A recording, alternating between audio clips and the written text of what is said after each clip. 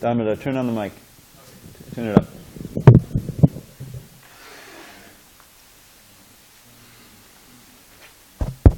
Hare Krishna. Good, good. Jaya Radha Madhava Kunja Bihari Jaya Radha Madhava Jaya Radha Madhava Kunja Bihari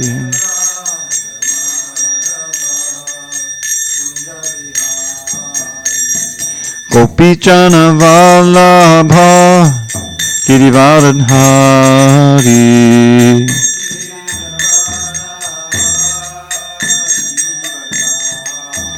Jaya Gopichana Vallabha Girivaradhari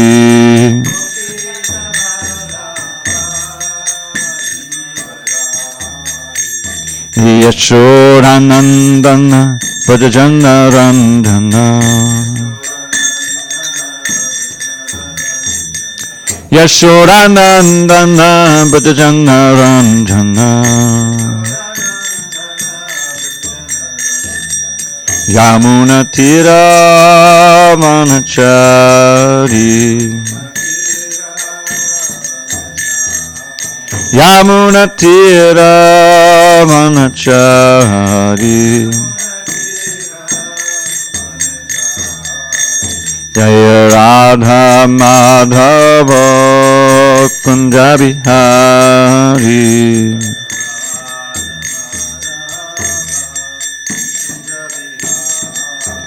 Jaya Radha Madhava Kunja Bihari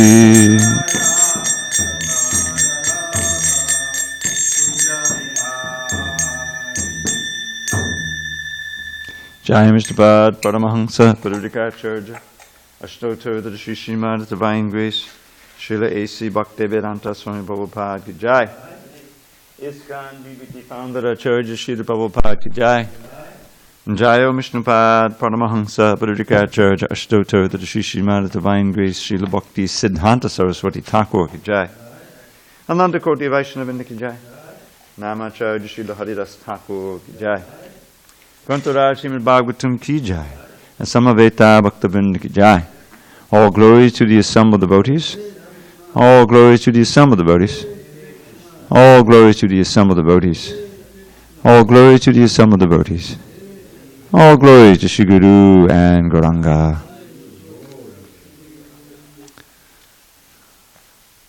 Damodar, before you sit down, turn the lights up.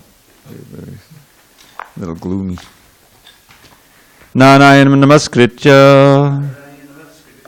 Narang chaiva narottamam Devim saraswatim vyasam Tato jayamudire. Before reciting the Srimad Bhagavatam, which is our very means of conquest, we should offer our respectful obeisances unto Lord Narayan, the Supreme Personality of Godhead, unto Narayan Rishi, the supermost human being, unto Mother Saraswati, the goddess of fortune, unto Srila Vyasadeva, the author, and unto Srila Prabhupada, the translator, commentator, and our spiritual master. Nashtapayesha Bhadreshu Nityam Bhagavata Sevaya Bhagavatyuttama Shloke Bhakti Bhavati Naishtaki. By regular attendance in classes on Srimad Bhagavatam or by rendering devotional service to the pure devotee, all that is inauspicious within the heart is destroyed almost to nil, and loving devotion to the Supreme Lord, who is glorified in transcendental songs, is established as an irrevocable fact. Om Namo Bhagavate Vasudevaya. Om Namo Bhagavate Vasudevaya. Om Namo Bhagavate Vasudevaya. On the 16th day of November 2017 in SanDiego, we're reading from Srimad Bhagavatam, translation and commentary by His Divine Grace A.C. Bhaktivedanta Swami Prabhupada. We are in Canto 3, the status quo.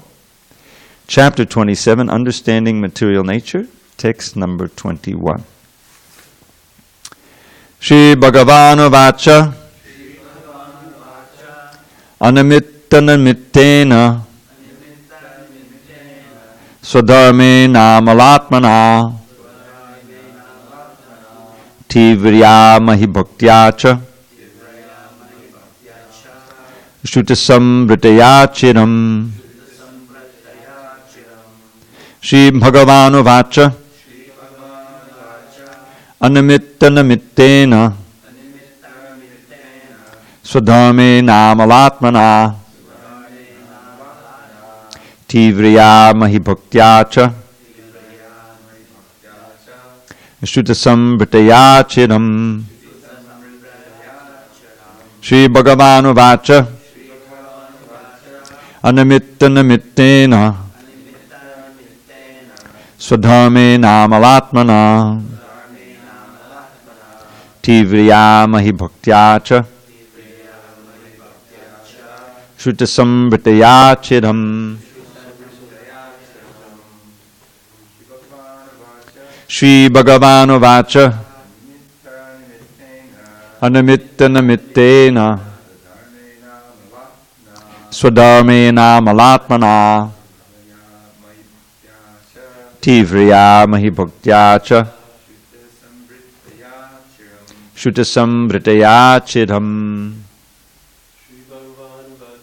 Shri Bhagavanu Vacha Anamittana Swadharme Namalatmana Tivrya Mahibhaktyacha Shrutasam Vrityachiram Shri Bhagavanu Vacha Anamittana Swadharme Namalatmana Tivrya Mahibhaktyacha Shrutasam Vrityachiram Shri Bhagavanu Vacha Anamittana Swadharme Namalatmana Tivrya Mahibhaktyacha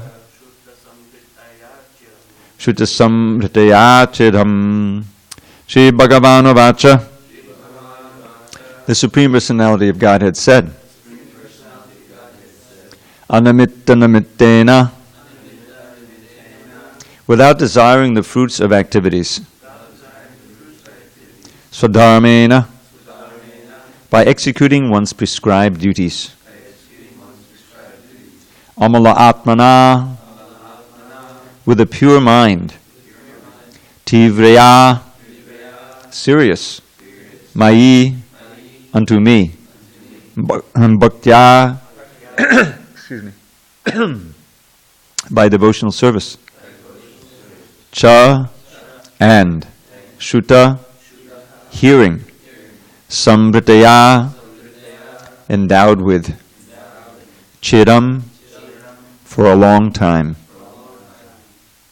Translation.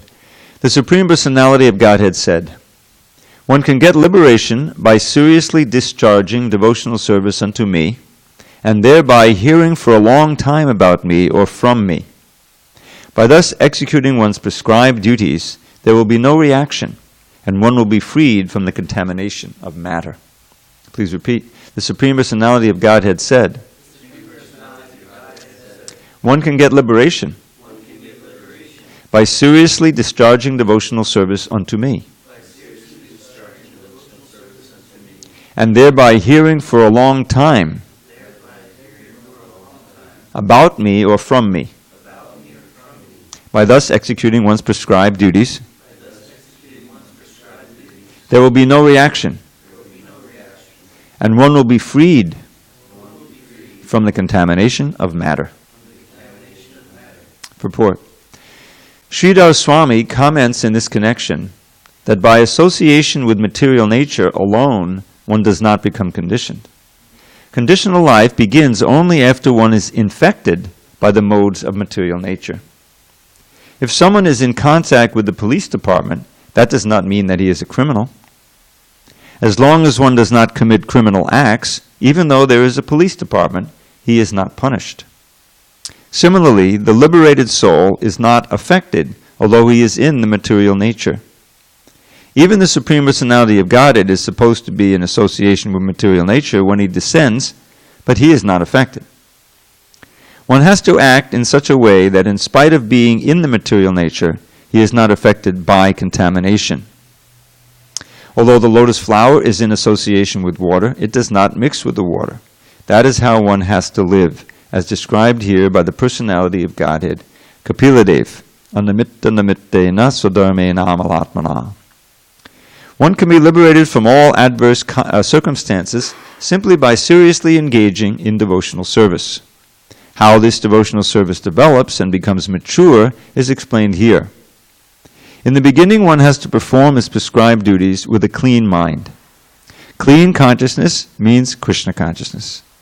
One has to perform his prescribed duties in Krishna consciousness. There is no necessity of changing one's prescribed duties. One simply has to act in Krishna consciousness. In discharging Krishna conscious duties, one should determine whether, by his professional or occupational duties, Krishna, the Supreme Personality of Godhead, is satisfied. In another place in the Bhagavatam it is said, Svanushitasya dharmasya sangsiddhir haritoshanam. Everyone has some prescribed duties to perform, but the perfection of such duties will be reached only if the Supreme Personality of Godhead, Hari, is satisfied by such actions.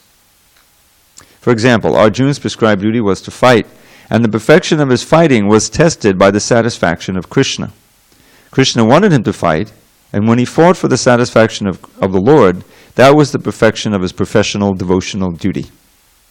On the other hand, when, contrary to the wish of Krishna, he was not willing to fight, that was imperfect.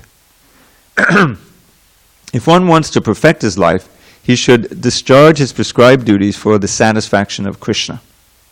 One must act in Krishna consciousness, for such action will never produce any reaction. Animitta namittena.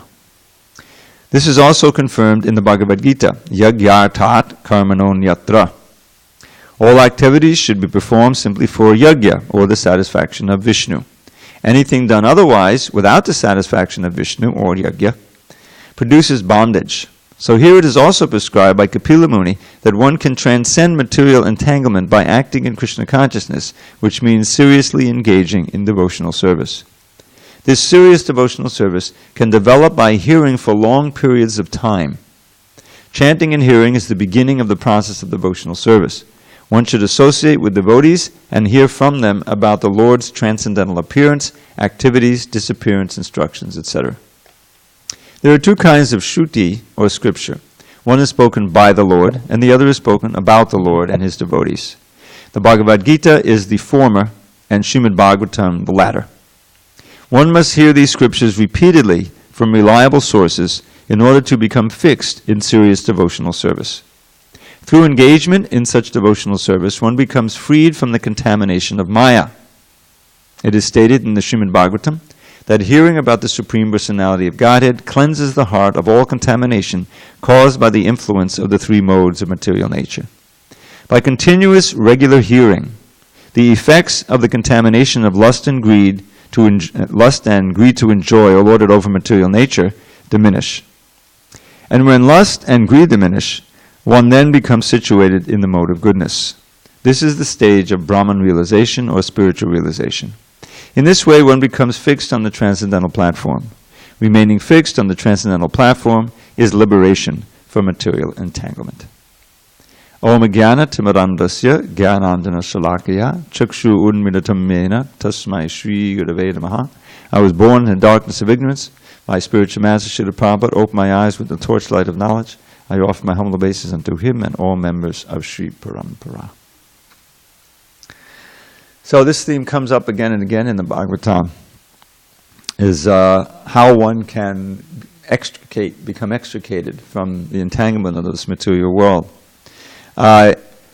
If you recall, we've been reading this chapter now for a few weeks, and it began with a description of devotional service, how one can get liberated.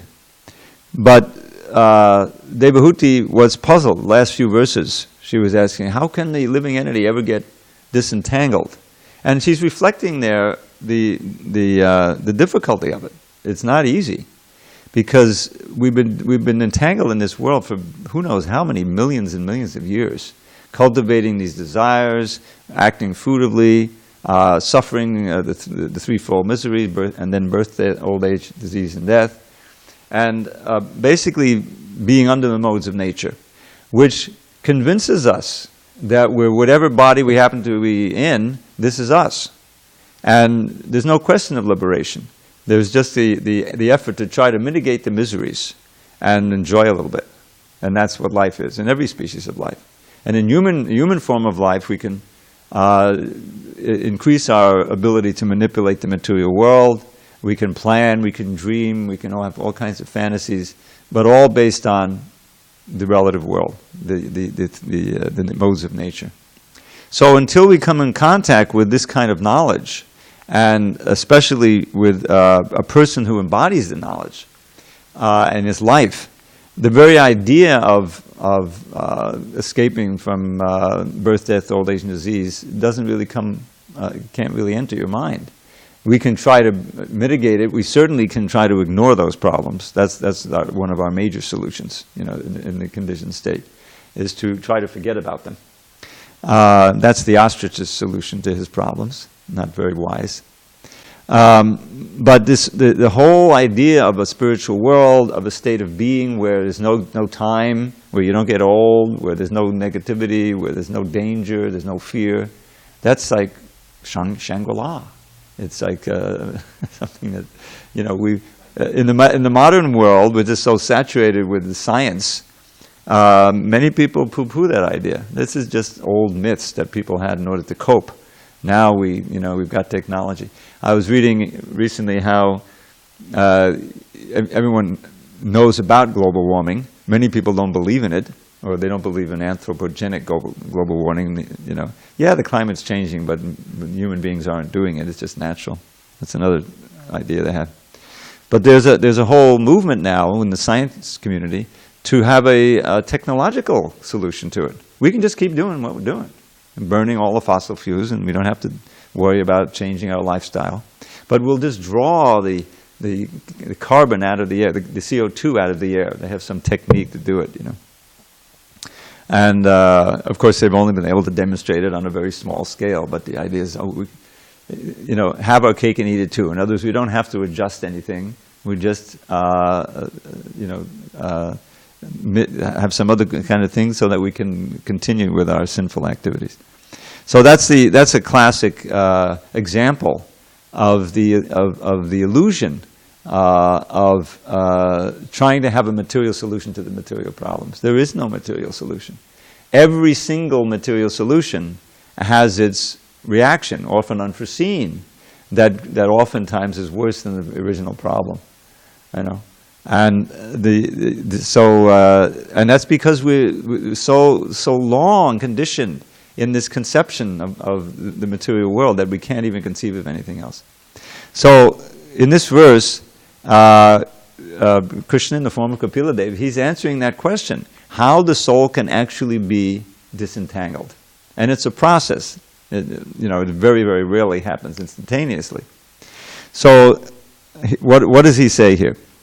So, basically, as Prabhupada so nicely explained in this substantial purport here, he's giving a basic principle that you don't have to do anything radical. Swadharma means in your social position, you have certain duties to perform, but they have to be done without the fruit of motive, which is inconceivable to most people. But that's really the key. Annamitena nimittena. Prabhupada equates that with yagyartat kamanon yatra loka yam karma bandhana from the Bhagavad Gita. Yagya means sacrifice. And yagya is also a name for Vishnu, because he's situated in sacrifice. So Prabhupada makes it clear in that purport to 3.9, which is that verse, that anything you do that has a selfish motive, you want to enjoy the fruits, that deepens your entanglement in this world. Because you work hard, you get the money, you buy the thing you're after, you enjoy it, and that plants a seed of desire in your heart to do it again. You see? In other words, this syndrome that we've been going for millions of births, it's centered around the body and the bodily expansions, and maintaining that, the comforts, the pleasures, the relationships, and all of that is furthered and tightened by your work for it. Where you're working for it and you seem to be succeeding in doing it to whatever degree, then that just maintains the illusion. There's no way out for that. Your freedom is very, very constricted. It's the freedom of the prisoner. You can buy this version, you can buy that version, and once you make a commitment, and of course as you get older, your freedom is curtailed just because of the force of time. Your health, is limited. Now that you've committed to, any kind of civilized life, or you have a family, you have this child, and you have this house, you're paying off debts. You see all the entanglement that you can get in, and it's just, tunnel vision. I can't think about all these things. I used to wonder about that when I was 18 years old, all this philosophy, but now I've got work to do, and completely entangled. So the first statement here is animittena nimittena swadhamena malapana. One has to act with a pure mind, and not with the food of desire and giving as much as possible, and more than what's necessary for maintenance, for sacrifice, for Vishnu, for Krishna. And tivraya mahibhaktya. This word tivraya comes up again and again. Serious, intense. Akama savakamo va mokshakama hudadadi tivrena bhakti yogena yajeta purusham param. This is where I think it may appear first in the Bhagavatam. This famous verse from the second canto. After Shukadeva Goswami is listing a whole series of gods and goddesses that you can worship for various material gains. Surya for your health, Indra for strong senses and good sex life, the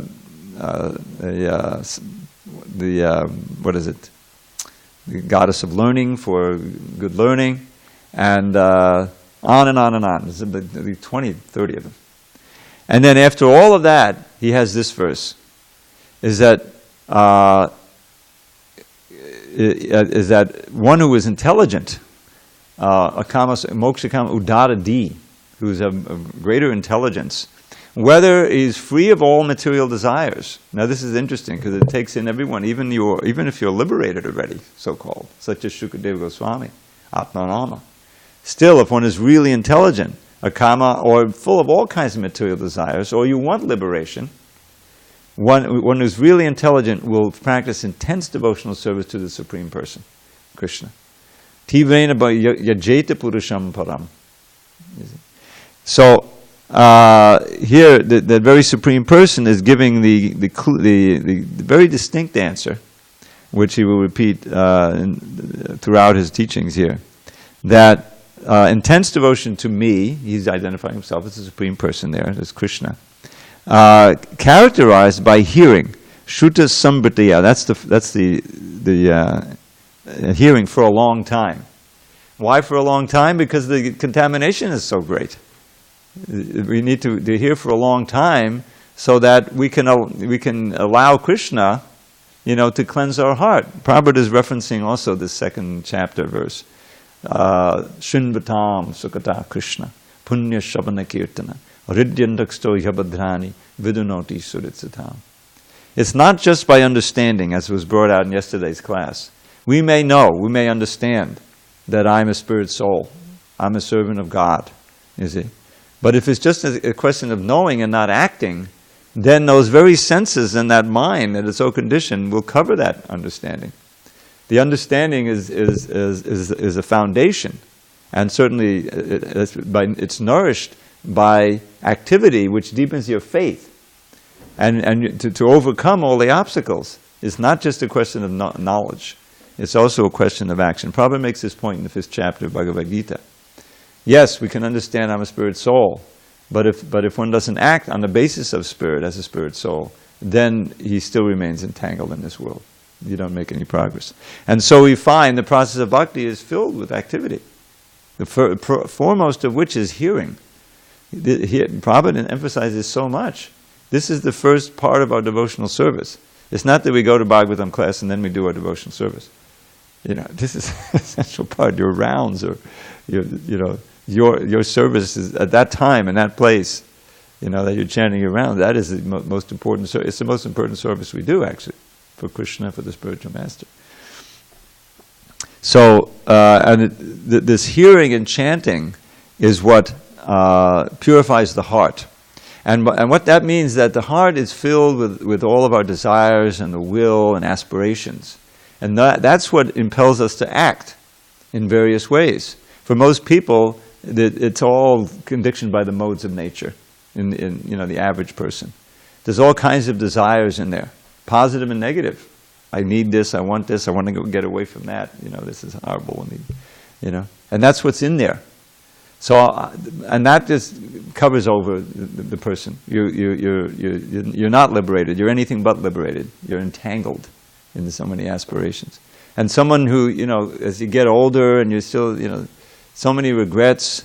It's just natural. If you had all of these material aspirations, how many can you really fulfill? And even if you fulfill them, the fulfillment doesn't meet your expectations. There's so many disappointments for the materialists as they get older. There has to be, because the whole material enterprise is really breaking down. We're looking for that state that we have as spirit souls, which is eternal life, full of bliss, knowledge, peace, connection to God, and we don't have any of that in the material plane. I just shudder to think what it would be like, to not have any, experience in Krishna consciousness or any understanding of Krishna, or God, and just to face death. What is it like? It's just hair-raising to think about it. But that's what practically everyone is doing. So, the Tivrena Bhakti Yogena. Now, this purport is very rich. Infected by the modes of nature. So now, Prabhu makes the point, quoting Sridhar Swami, that it's not your proximity, it's your consciousness. You can be in the material world, as we saw with great acharyas like Srila Prabhupada, and be unaffected. As Prabhupada would quote this verse, Etadishanamisha sya prakriti starapi togunai na yujite taratna star yata buddhi tarashraya. Here is the divinity of the divine. Ishanamishasya. That's what the first line is. That although he sometimes is situated in material energy, prakriti stobita, still he's not affected. Completely not affected. Because ultimately they're within him. And the intelligence of those who take shelter of him are similarly unaffected. Same verse as the end of the 14th chapter. That's from, I think it's first or second canto. I can give you the reference. I don't have the exact reference. So, the same thing we find at the end of the 14th chapter. After Krishna describes these modes of nature, which, and how they affect us and what the effect of each mode is, which we can really relate to and see, then Arjuna wants to know two questions. What is the symptom of one who has transcended the modes, and how can one transcend the modes? So first Krishna describes the symptoms. And the characteristic is tulya. Tulya means equipoised. Whether in praise or blame, in poverty or wealth, or all of these, that's the basic thing, is that you're living in the world, but you're not entangled. And the famous verse, how one can rise up, mam chiyo vabhicharena bhakti yogena sevate, the same thing. This abhichari means unflinching. It's the same as tivra, intense, serious devotional service. One that transcends the modes and comes to the level of Brahma, the Brahma Bhuta platform, by intense, undeviating, unmotivated and uninterrupted. That's the thing.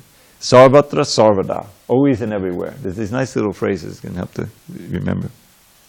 So, and it reminds me also of a verse in the second chapter, which is very instructive. After these verses, he describes the nature of one whose intelligence is transcendental. Then Krishna, he gives us this, this wonderful description of how the soul can be degraded. Dhyayato vishayan pungsa, by meditating on the object of the senses. In other words, when the consciousness is absorbed in the object of the senses. And always remember, there's positive and negative. Oh, there's, danger, there's what I want, these two things. Then the attachment develops.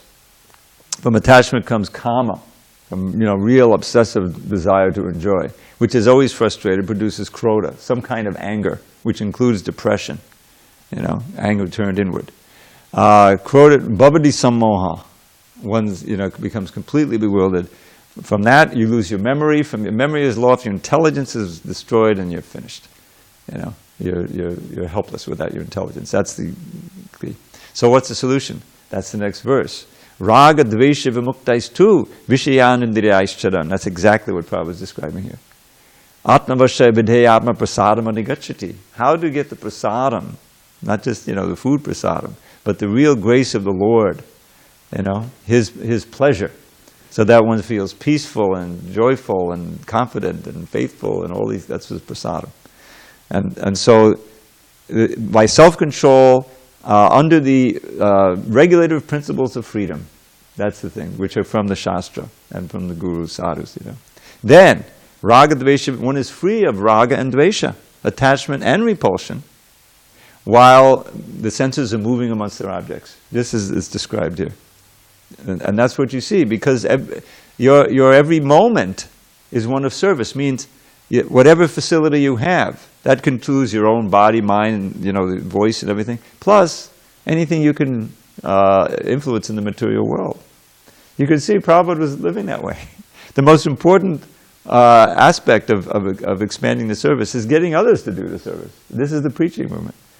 We ourselves can be doing devotional service, but what's really pleasing to Krishna is to get others to do it, is to try to impress them with his philosophy, get them to chant and do so. That's the nectar of the Sankirtan movement.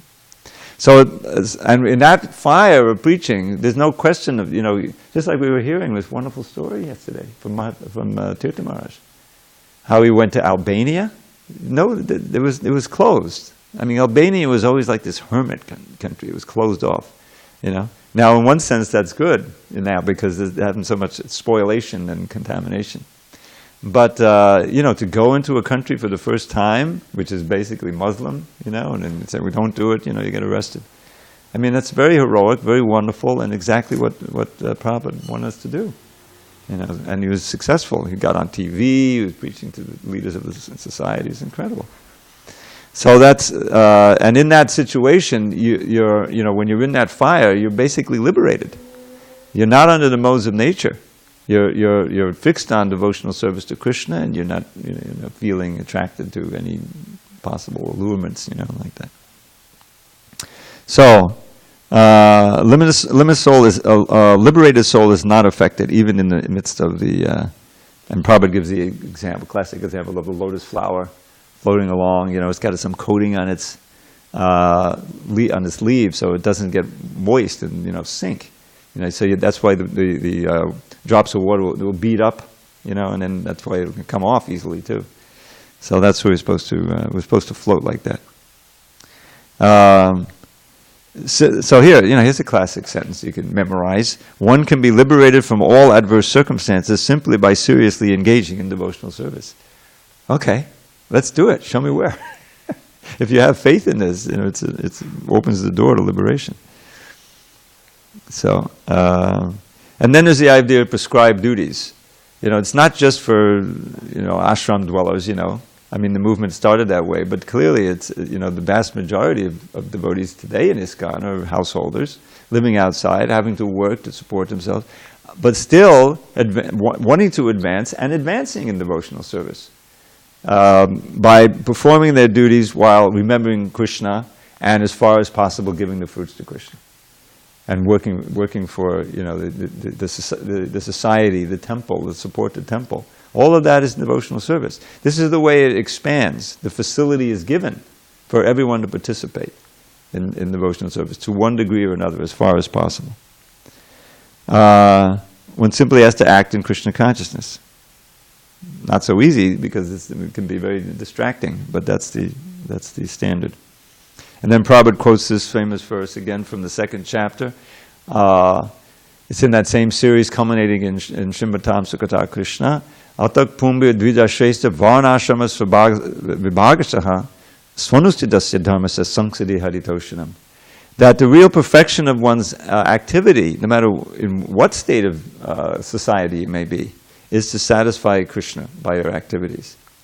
Suanustitasya means you do it very nicely. This word suanustitasya becomes svanustitasya. You may do it very nicely, but it would really be done nicely if the result is that Krishna is satisfied. In other words, he's in the center. It's called Daivi Varnashram or Daiva Varnashram. That's really the ideal.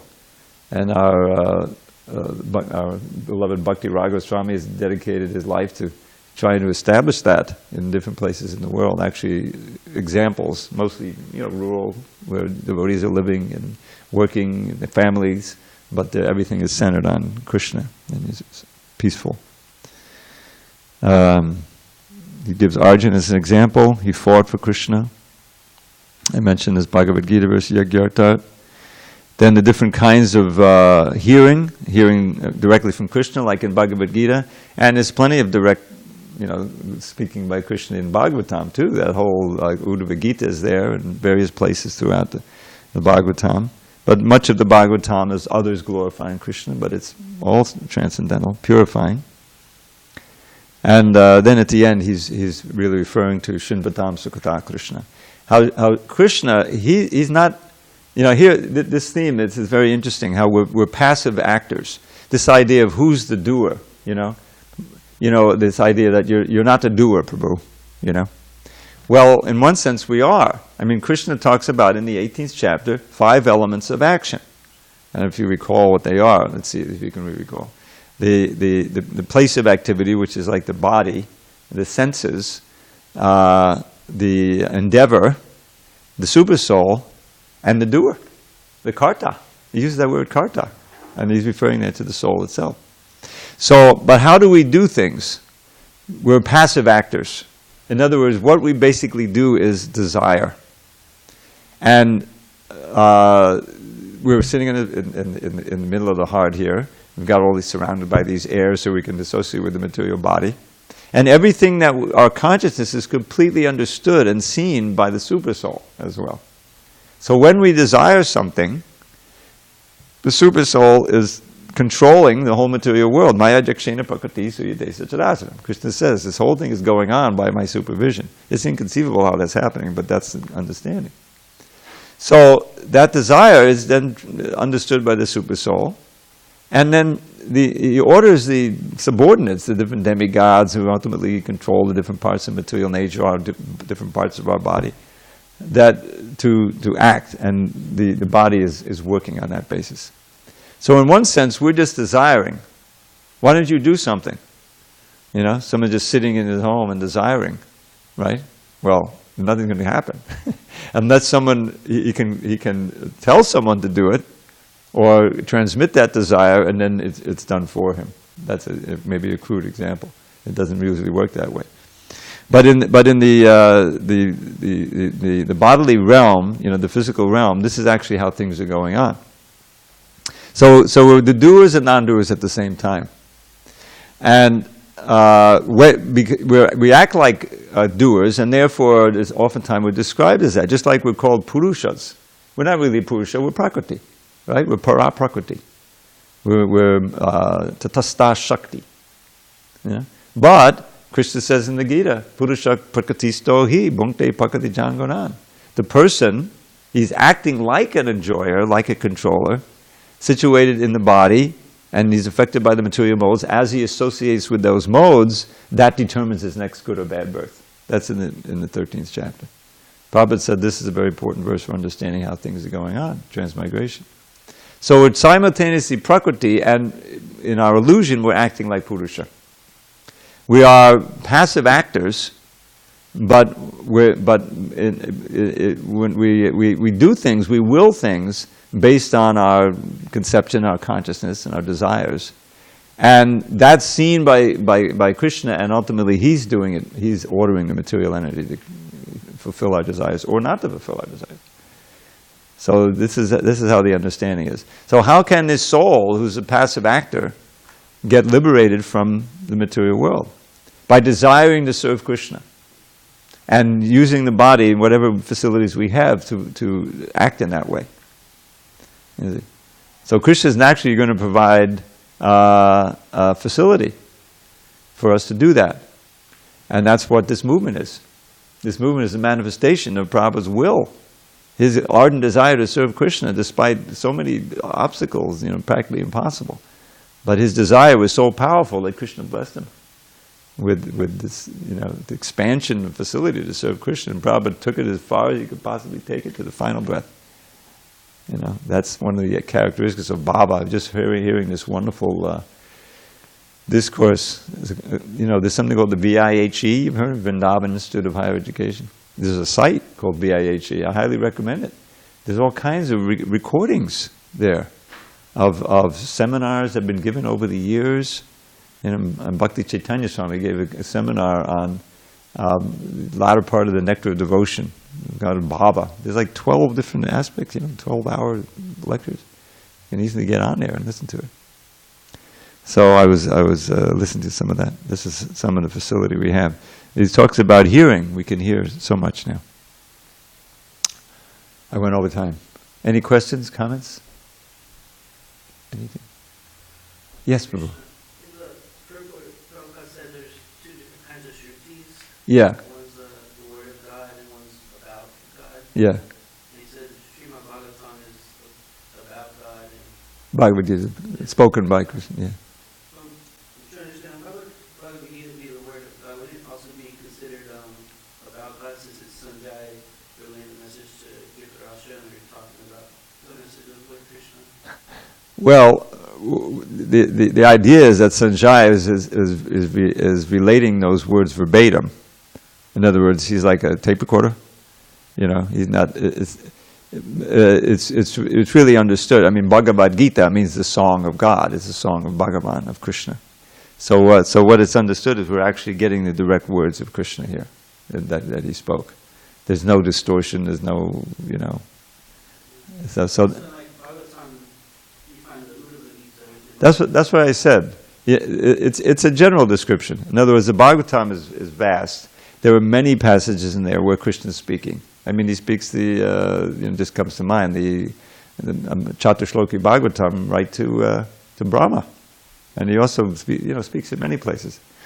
But by and large, the Bhagavatam is spoken about Krishna, about God in various forms, and devotional services, a lot of philosophy. So it's understood to be those two categories. It's not a precise division. But the Bhagavad Gita certainly is recognized as predominantly. I mean, Arjuna speaks it there also, but that doesn't change the general category that it's in. I wouldn't worry too much about that. Yeah. Almost anything we hear or talk or think about in the philosophies right away, it is and it isn't, or sometimes there's exceptions to every rule. Yeah, exactly.